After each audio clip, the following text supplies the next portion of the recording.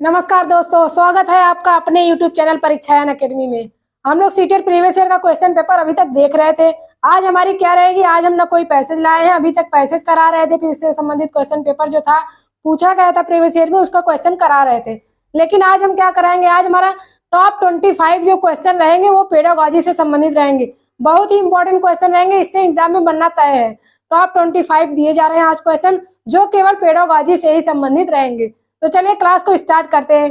Start करने से पहले देखते हैं आज का हमारा मोटिवेशनल थॉट क्या है। I will success in my life, I will success in life, not immediately but definitely. दोस्तों ध्यान दीजिएगा, ये दृढ़ संकल्प लगा लीजिए कि हम लोग सफल तो एक दिन होंगे, जल्दी नहीं होंगे लेकिन निश्चित ही कभी न कभी तो होंगे ही। इसी वजह से इस दृढ़ संकल्प के साथ चलिए क्लास को स्टार्ट करते हैं। देखते हैं आज का हमारा पहला क्वेश्चन। अभी हमने शुरू में ही बताया कि आज कोई पैसेज नहीं लाए हैं, कुछ भी नहीं है, आज सीधे हम क्वेश्चन कराएंगे। टॉप 25 पेडागोजी के क्वेश्चन रहेंगे। तो क्वेश्चन को स्टार्ट करके देखते हैं। पहला क्वेश्चन जो दिया गया है, द आइडिया यूनिवर्सल ग्रामर क्या है?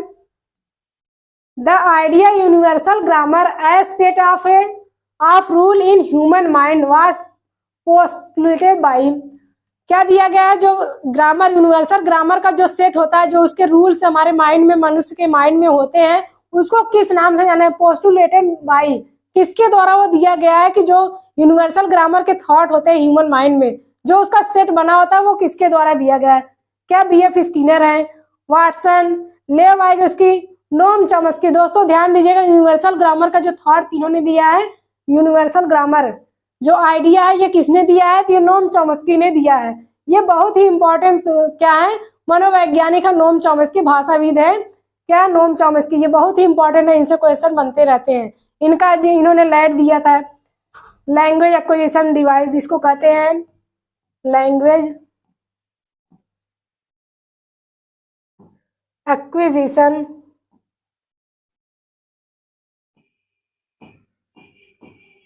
डिवाइस, ये भी इनकी बहुत इंपॉर्टेंट टॉपिक है। लैंग्वेज एक्विजिशन डिवाइस जो इन्होंने दिया है नोम चॉम्स्की ने, ये बहुत इंपॉर्टेंट है, इससे भी क्वेश्चन बनते रहते हैं, इसको आप लोग ध्यान से देख लीजिएगा। चलिए आगे बढ़ते हैं।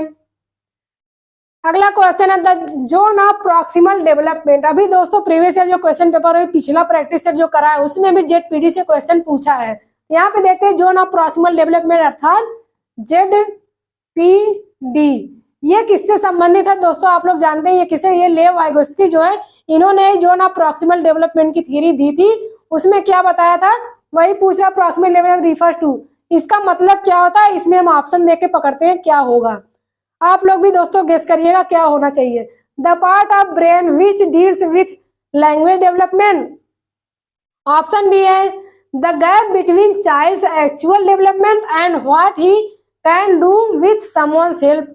ऑप्शन सी है the fluency in language which child acquires when he reach adolescence.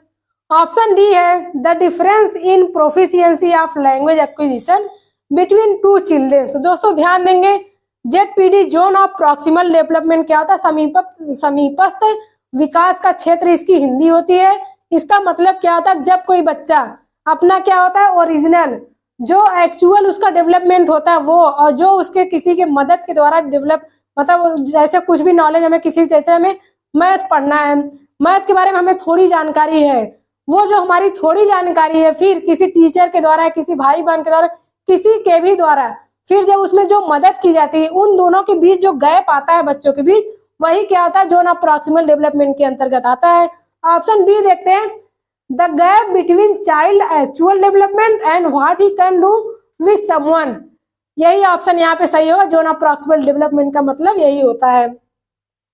अगला प्रश्न है talking to children to help them develop their oral language is an important component of. क्या जो डेवलपमेंट ऑफ ओरल लैंग्वेज किसका important component है? Process writing approach, intensive reading. Option C है product writing approach. Option D क्या है? Emergent literacy. दोस्तों ध्यान देंगे, इसका सही ऑप्शन क्या होगा? इमर्जेंट लिटरेसी सही होगा, ऑप्शन डी। अगला प्रश्न है which of the following is not a vocabulary building strategy. Vocabulary को तैयार करने अर्थात शब्दकोश जो हमारी डिक्शनरी होती है, जैसे वर्ड मीनिंग को हमें मजबूत करने का सबसे अच्छा तरीका क्या होता है। इसमें 4 ऑप्शन दिए गए, कौन सा ऐसा तरीका जो उसके लिए नहीं, उस स्ट्रेटजी के लिए फॉलो नहीं होता वही बताना है, बाकी 3 ऐसे होंगे जो फॉलो करेंगे। ऑप्शन ए क्या दिया गया है, defining words within context, option में semantic mapping, option A analysing words, option में creating coherence.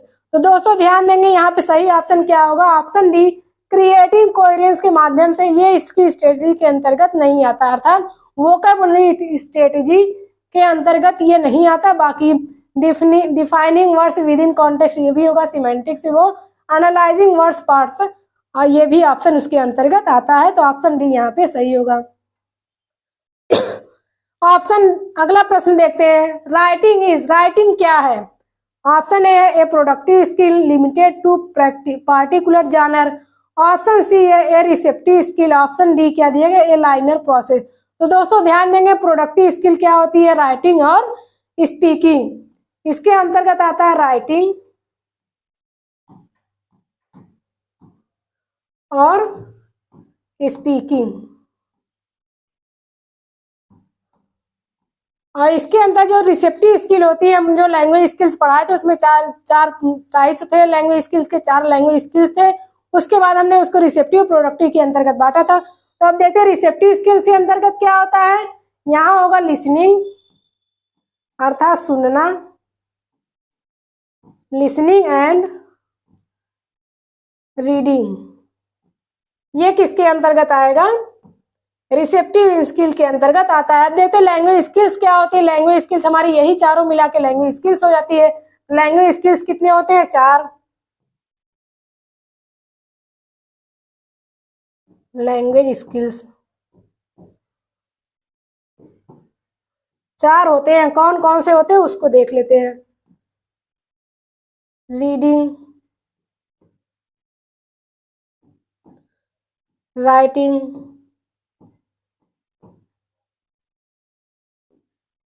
Listening and speaking.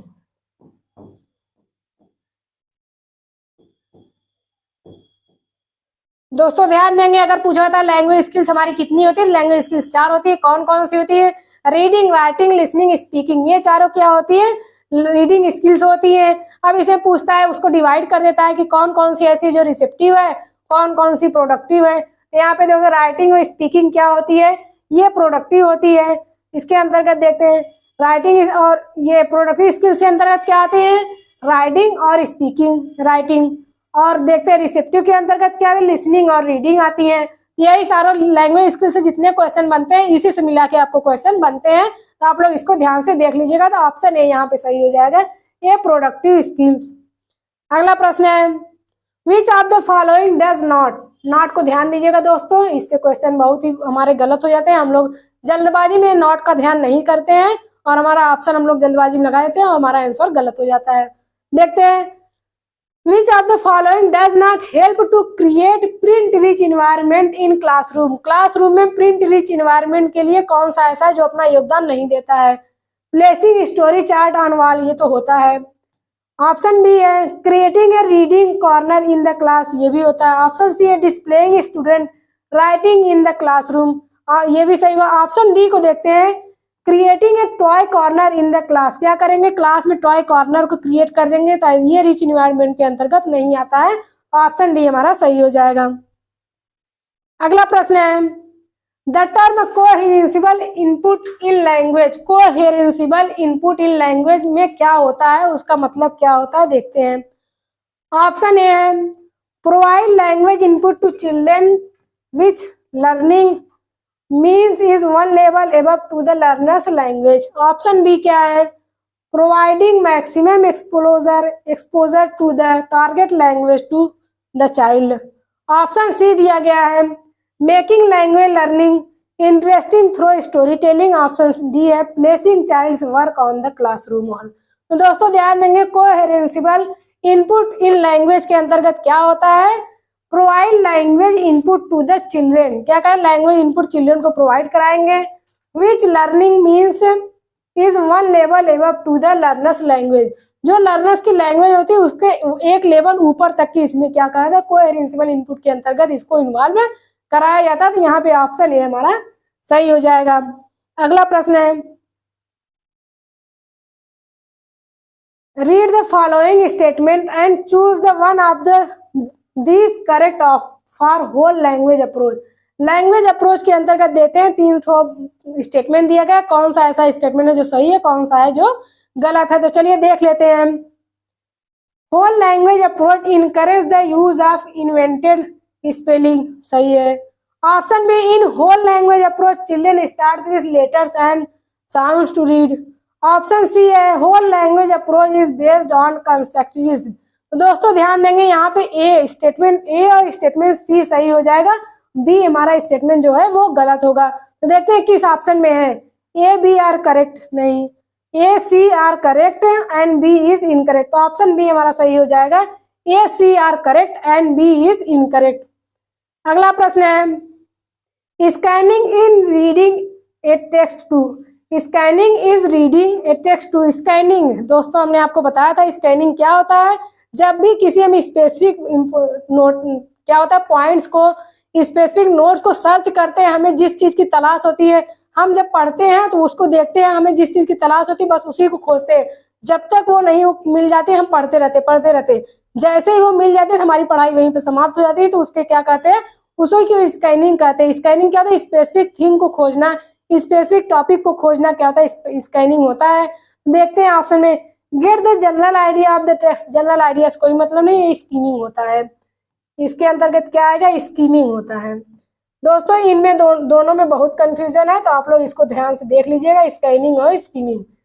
Gate the general idea of the text, तो ये स्कीमिंग के अंतर्गत आएगा। क्रिएट इंटरेस्ट इन रीडिंग, ये नहीं होगा। Find specific information, check the authentic of the text. दोस्तों ध्यान देंगे क्या होगा, स्पेसिफिक इंफॉर्मेशन पाने के लिए हम क्या करते हैं, स्कैनिंग करते हैं। जैसे कंप्यूटर में भी जब हम स्कैन करते हैं तो जिस चीज को हम खोजना चाहते हैं स्कैनिंग चलती रहती है, जैसे ही वो चीज हम जिस चीज को सर्च किए रहते हैं, जैसे ही वो चीज मिल जाती है तो वो स्कैनिंग वहीं पे रुक जाती है। तो ऑप्शन सी हमारा सही हो जाएगा। अगला प्रश्न देखते हैं, हेल्प इन प्रोनाउंसिएशन, ऐसा क्या है, खाली स्थान दिया गया, ऐसा क्या है जो किसमें हेल्प करता है, in pronunciation and building vocabulary of language. देखते हैं कौन सा ऐसा ऑप्शन है। Silent reading, read aloud to student, answering text book based question, skimming the text. दोस्तों ध्यान देंगे, अगर हमें प्रोनाउंसिएशन को सुधारना है, हम सभी दोस्तों ध्यान देते हैं, सभी स्टूडेंट जो सीटेट के बैठे हुए हैं सब लोग ध्यान दीजिएगा। जैसे हमें इंग्लिश पढ़नी, अगर उसका प्रोनाउंसिएशन सुधारना है, हमें प्रोनाउंसिएशन सुधारना या फिर वोकैबुलरी को हमारी मजबूत करनी है, तो हम क्या करते हैं, किसी भी टेक्स्ट को, पैसेज को लाउडली पढ़ेंगे। ये नहीं ध्यान देंगे कि लोग क्या सोचेंगे हमारे बारे में, क्या कहेंगे, हम गलत पढ़ना चाहिए। जब आप तेजी पढ़ेंगे, जब तक आपको वो लाउडली पढ़ेंगे तो आप उस शब्द को खुद सुनेंगे। ऐसे क्या होता है, प्रोनाउंसिएशन बहुत ही अच्छे तरीके से हमारी सुधर जाती है। तो ऑप्शन बी हमारा सही हो जाएगा। अगला प्रश्न है, children use assimilation and accommodation to learn language was proposed by. जो असिमिलेशन और अकोमोडेशन का दिया गया थॉट, वो किसके द्वारा दिया गया। दोस्तों अभी हमने पिछले जो प्रैक्टिस सेट करा उसमें भी बताया था असिमिलेशन और अकोमोडेशन। असिमिलेशन मतलब होता है आत्मसातकरण,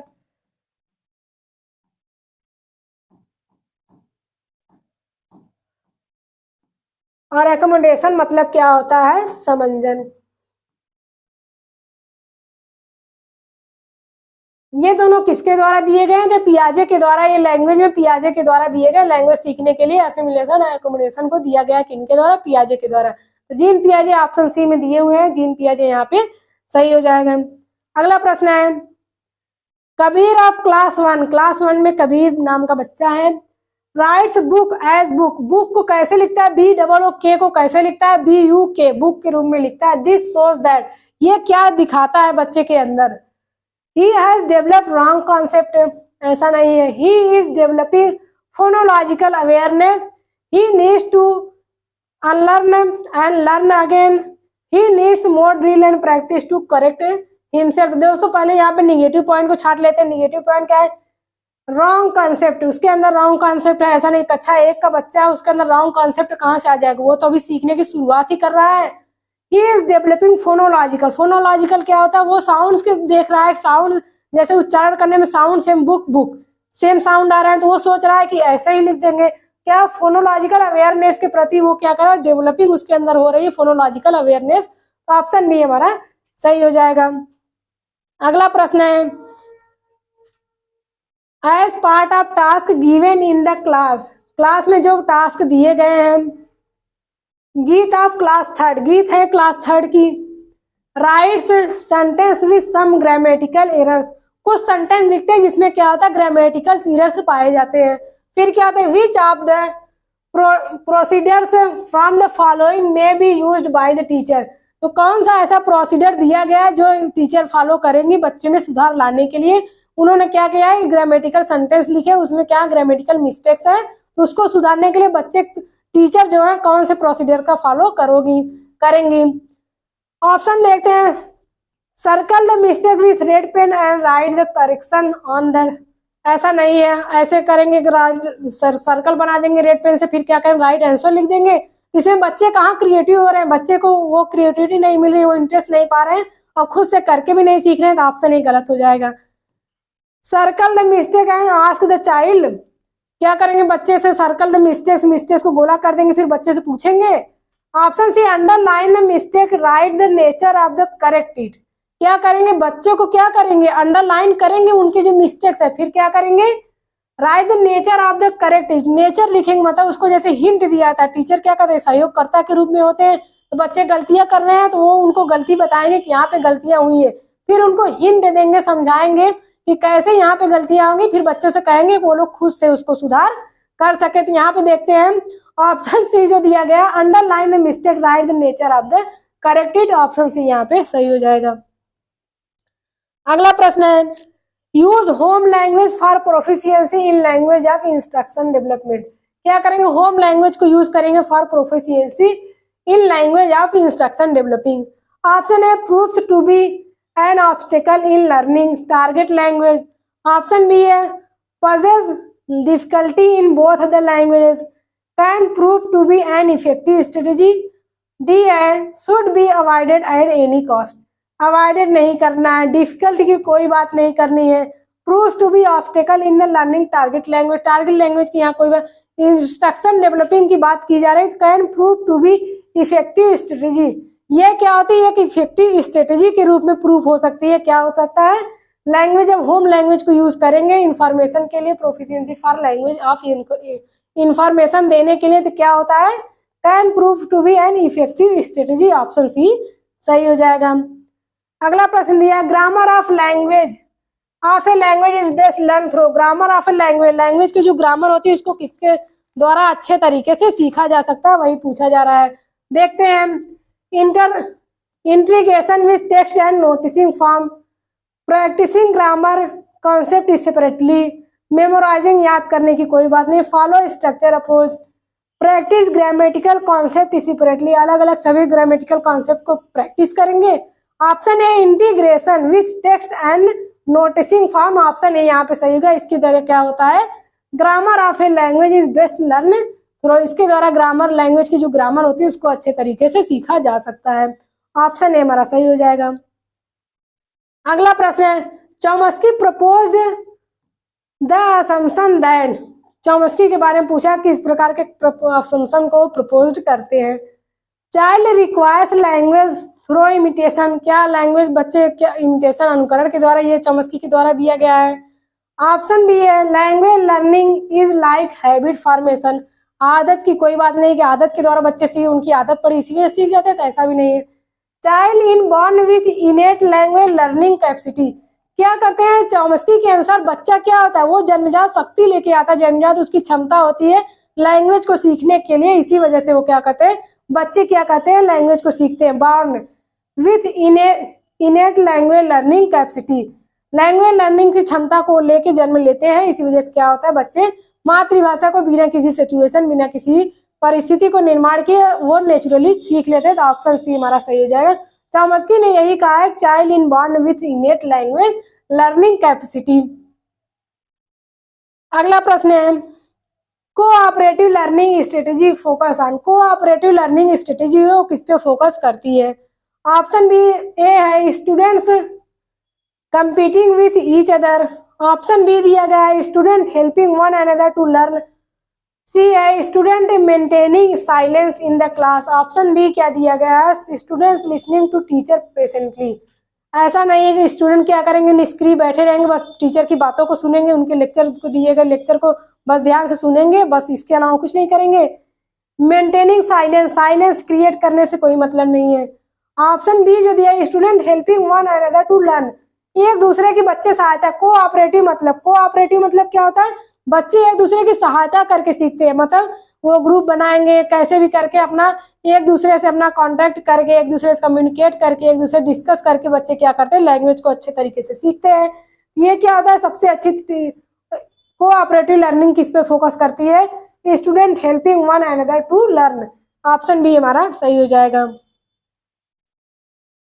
अगला प्रश्न है which of the following is true for writing as a process. Writing as a process के अंतर्गत कौन सा ऐसा ऑप्शन है जो सही दिया गया है। Option writing is receptive, writing receptive नहीं है, राइटिंग रिसेप्टिव के अंतर्गत आता है लेकिन फिर भी हम देखते हैं कि कौन सा ऐसा है जो इसके true for writing as a process, writing as a process के रूप में कौन सा सही है, ये तो रिसेप्टिव है सही है। Writing is recursive, writing is linear, writing is memorizing and production, reproduction नहीं है, लाइनियर है। राइटिंग इज रिकर्सिव, राइटिंग कैसी होनी चाहिए रिकर्सिव होनी चाहिए to process, writing process recursive होनी चाहिए, तो ऑप्शन बी यहाँ पे सही हो जाएगा। अगला प्रश्न है which of the following is not for print rich environment in class. कौन सा ऐसा ऑप्शन है जो प्रिंट रिच इन्वायरमेंट के लिए उपयोगी नहीं है। It help the student to learn the language meaningful and full fun field with. दोस्तों ये तो होता है क्या होता है क्लास में जो रिच इन्वायरमेंट होता है वो बच्चों के क्या सहायता करते हैं बच्चों की हेल्प करते हैं। लैंग्वेज मीनिंगफुल होता है अर्थपूर्ण होता है, बच्चे खेल खेल में सीखते हैं, ये सब तरीका है बच्चों को सिखाने का, तो ये ऑप्शन सही है।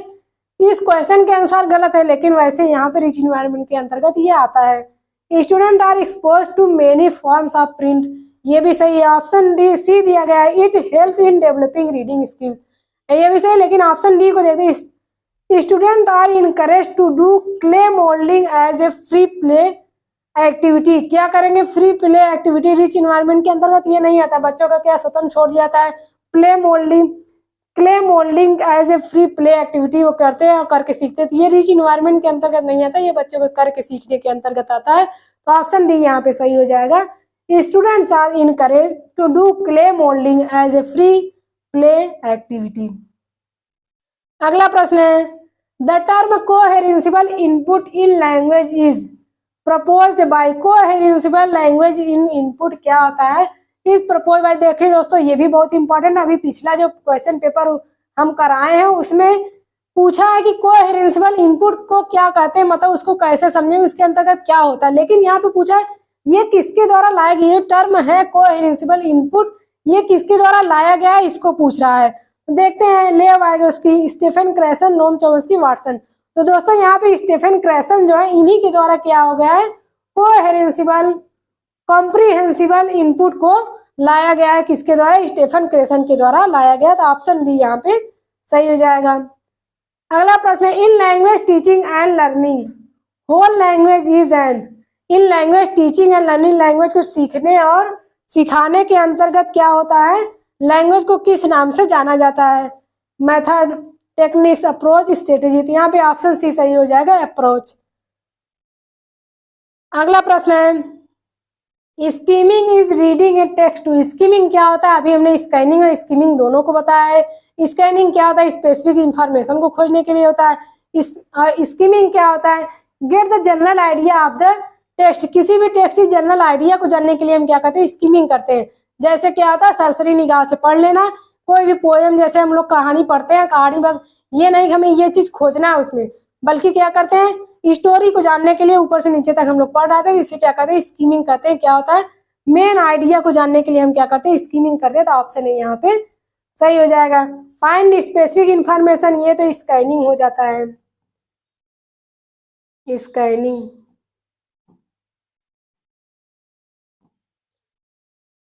अगला प्रश्न देखते हैं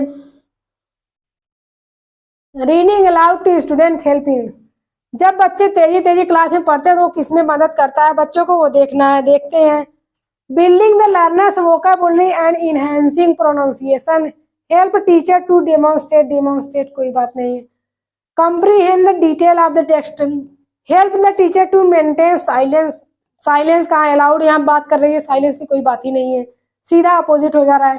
क्या होता है जब बच्चे क्लास में लाउडली पढ़ते हैं या हम लोग भी आप लोग भी लाउडली पढ़ते हैं तो इससे हमारी क्या विकसित होती है, वोकैबुलरी विकसित होती है, हमारी प्रोनाउंसिएशन विकसित होती है, परफॉर्मेंस अच्छा होता है। इसके माध्यम देखते हैं ऑप्शन ए हमारा सही हो जाएगा, building the learners vocabulary and enhancing pronunciation, option A सही हो जाएगा। अगला प्रश्न है, Piaget theory on language development suggest that language is learn through, पियाजे के थियरी के अनुसार लैंग्वेज एक्विजिशन में लैंग्वेज को किस रूप में सीखा जाता है, लैंग्वेज विकास की भाषा विकास में लैंग्वेज को किस रूप में सीखा जाता है, पियाजे के अनुसार पूछा गया। अभी हमने पीछे बताया भी है, 2-3 क्वेश्चन इसके माध्यम से करा चुके हैं, ये बहुत ही इंपॉर्टेंट है। ये भी क्वेश्चन में देखिए बनने की संभावना बहुत है, तो आप लोग इसको ध्यान से देख लीजिएगा। एसिमिलेशन एकोमोडेशन पहला ऑप्शन ही सही होगा, बाकी और पढ़ने के लिए इंटरेक्शन विद सोसाइटी, ये तो उनका पियाजे का वाइगोत्स्की का हो जाएगा। यहाँ पे पियाजे का पूछा जा रहा है एसिमिलेशन एंड एकोमोडेशन क्या होता है, आत्मसातकरण और समंजन के द्वारा ही क्या होते हैं बच्चों के अंदर क्या होता है, भाषा विकास की क्षमता विकसित होती है। भाषा विकास के अंतर्गत क्या होते हैं, बच्चे सीखते हैं किसके अनुसार, पियाजे के अनुसार, एसिमिलेशन और अकोमोडेशन। अगला प्रश्न है, in a language classroom teacher facilitates and motivates, क्या करते हैं लैंग्वेज क्लासरूम में बच्चे टीचर क्या करते हैं, फैसिलिटी देते हैं और उनको मोटिवेट करते हैं बच्चों को क्या करने में, children to transfer the concept and skill from home language to language for instruction at school.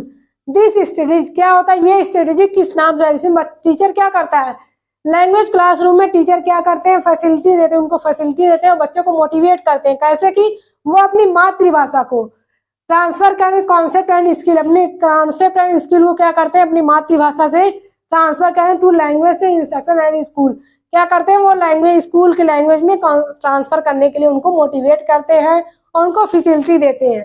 ये स्ट्रेटेजी किस नाम से जानी जाती है, कंफ्यूजेस द स्टूडेंट, कंफ्यूजन की कोई बात नहीं है, प्रमोट्स लैंग्वेज लर्निंग, हिंड्रेंस की कोई बात नहीं, बाधा के रूप में इसे नहीं देगा। जब बच्चे की मातृभाषा का प्रयोग क्लास में हो रहा है तो वहां पे वो बाधा के रूप में नहीं होता है, बल्कि किस रूप में होता है, वो एक सहायता के रूप में होता है, एक माध्यम के रूप में, संसाधन के रूप में उसको समझा जाता है। यहाँ पे हिंड्रेंस की कोई बातें नहीं है।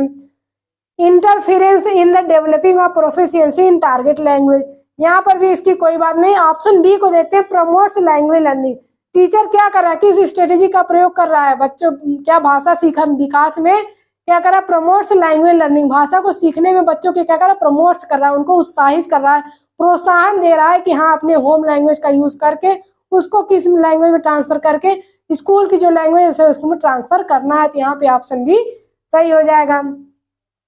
तो दोस्तों ये थे हमारे टॉप 25 क्वेश्चन जो हमने सिर्फ पेडागॉजी से लिया है। ये चारों 25 क्वेश्चन को आप लोग ध्यान से देख लीजिएगा, इससे क्वेश्चन बनेंगे ही बनेंगे। क्यों? क्योंकि ये इतने इंपॉर्टेंट क्वेश्चन, हर जितने भी प्रीवियस ईयर क्वेश्चन हमने कराया उसमें से बहुत सारे क्वेश्चन ऐसे जो रिपीटेड है और हर साल रिपीटेड होते रहते हैं। कई पेपर में भी ऐसे लगता है कि ऐसे लगता क्या है, कई पेपर में रिपीट हुए हैं। तो दोस्तों ये जो टॉप 25 क्वेश्चन है इसको आप लोग ध्यान से देख लीजिएगा। तो आज की क्लास हमारी यहीं पे समाप्त होती है। अगर आपको कहीं पर भी कोई भी डाउट हो तो आप कमेंट बॉक्स में जरूर पूछिएगा। और हमसे जुड़े रहने के लिए, हमारा साथ देते रहने के लिए आप सभी का बहुत बहुत धन्यवाद।